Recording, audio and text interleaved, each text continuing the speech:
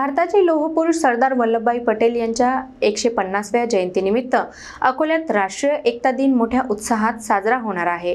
जिल्हाधिकारी वर्षा मीना यांनी सर्व शासकीय यंत्रणांनी एकत्रितपणे हा उपक्रम यशस्वी करण्याचे निर्देश दिले आहेत। अकोल्यात राष्ट्रीय एकता दिनानिमित्त देशाच्या अखंडतेचा आणि एकतेचा संदेश देणाऱ्या विविध उपक्रमांची जोरदार तयारी सुरू आहे। भारताचे लोहपुरुष आणि आधुनिक भारताचे शिल्पकार सरदार वल्लभभाई पटेल यांच्या 150व्या जयंतीच्या पार्श्वभूमीवर जिल्ह्यात भव्य पदयात्रा आयोजित करण्यात येत आहे। या पदयात्रेसह रक्तदान शिबिर, व्यसनमुक्ती जनजागृती, निबंध आणि वादविवाद स्पर्धा, स्वच्छता मोहीम, आरोग्य शिबिरे अशा अनेक उपक्रमांचे आयोजन करण्यात येणार आहे।